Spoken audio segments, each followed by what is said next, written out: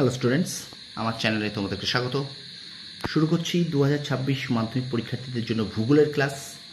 আমরা এখন পড়ব মাধ্যমিক ভূগোল। দেখতে পাচ্ছ এই বইটি টেক্সট বই, দশম শ্রেণীর রঞ্জিত গড়াঙের লেখা এই বইটি। এই বইটি অনুশীলনীর প্রশ্নোত্তর আমরা এখন করব, ঠিক আছে?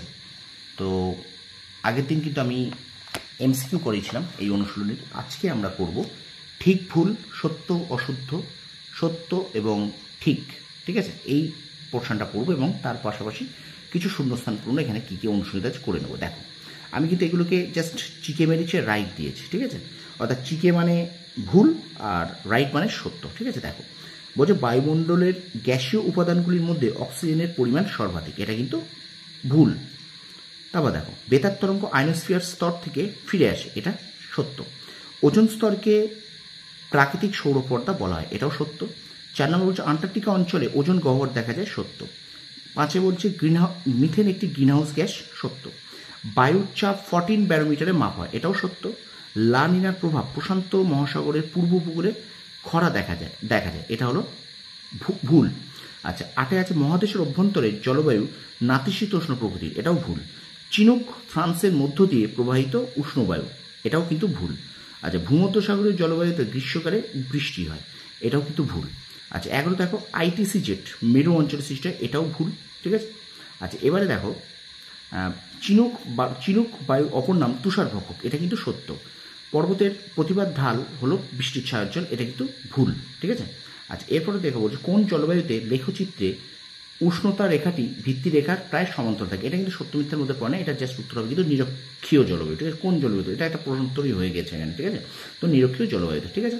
এবার আমরা চলে আসি শূন্যস্থান পূরণে। দেখো স্টুডেন্টস, ভিডিওটা একটু শেয়ার করে দাও, ভিডিওটা লাইক করো, কমেন্ট করো, আর আমার চ্যানেল নতুন যদি থাকো তবে অবশ্যই আমার চ্যানেলটা সাবস্ক্রাইব করো, ঠিক আছে?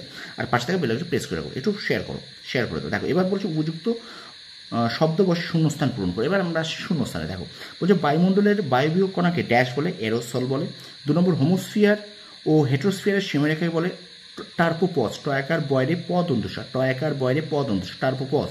আচ্ছা, মৌক্তিক মেঘ সৃষ্টি হয় বায়ুমণ্ডলের ড্যাশ স্তর, ওজোন স্তরে। আচ্ছা, ওজোন 4 নম্বর ওজোন গহ্বর সৃষ্টি হয়েছে ড্যাশ আন্টার্কটিকা অঞ্চলে। তারপরে বায়ুমণ্ডলের উচ্চতা বৃদ্ধির সাথে সাথে উষ্ণতা বৃদ্ধির পাওয়াকে ড্যাশ বলে, বৈপরীত্য উষ্ণতা। 6 নম্বর বলছে তাপ বিষুব রেখা প্রায় ড্যাশ অক্ষরেখার সমান্তরালে অবস্থান করে, নিরক্ষীয় অক্ষরেখার সমান্তরালে অবস্থান করে। 7 নম্বর বলছে বায়ুচাপের ঢাল বৃদ্ধি পেলে বায়ুর গতিবেগ ড্যাশ বৃদ্ধি পায়, বায়ুর গতিবেগ কিন্তু বৃদ্ধি পায়। তারপর দেখো 8 নম্বর ড্যাশ বলের কারণে বায়ুর উত্তর গোলার্ধের ডান দিকে ও দক্ষিণ গোলার্ধের বাম দিকে ভাগে, কোরিওলিস বলের প্রভাবে। তারপর দেখো সমুদ্র ও স্থলবায়ুর বৃহৎ সংস্করণ হলো ড্যাশ বায়ু, মৌসুমী বায়ু। আচ্ছা, 10 আসে বলছে ড্যাশ বায়ুকে ডক্টর উইন্ড বলা হয়, এটা কিন্তু হারমাট্টান, হয়াকার র ময়াকার টয়টাকা দ্বন্দ্ব, হারমাট্টান বায়ুকে। 11 বলছে জলীয় বাষ্প ঘনীভূত হওয়ার সময় ড্যাশ ত্যাগ করে, লিনতাপ ত্যাগ করে। এবার 12 বলছে বায়ুর গতিবেগ নির্ণয় করা হয় ড্যাশ যন্ত্রের মাধ্যমে, অ্যানিমোমিটার যন্ত্রের মাধ্যমে। 13 নম্বর দেখো শীতকালে শিল্পাঞ্চলে জলীয় বাষ্প ঘনীভূত হয়ে ধূলিকণার সাথে মিশে তৈরি হয় ড্যাশ, ধোঁয়াশা।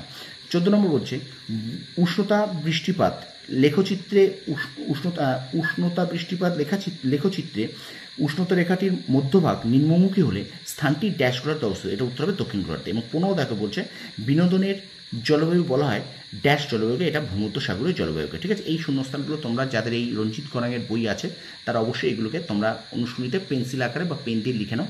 ভীষণ ইম্পর্টেন্ট প্রশ্ন, তোমাদের সেকেন্ড ইউনিট টেস্টের জন্য তো ভীষণ গুরুত্বপূর্ণ, এমনকি স্কুল ইউনিট টেস্ট বা তোমাদের যে মাধ্যমিক পরীক্ষা হবে সামনে বছর 2026 সেখানের জন্য কিন্তু ইম্পর্টেন্ট। আচ্ছা, আমি তোমাদেরকে একটুখানি যারা এই মিস করে গেছো আগের ক্লাসটা, অর্থাৎ এই অনুশীলনীর মানে এমসিকিউগুলো একটুখানি দেখে নাও, ঠিক আছে?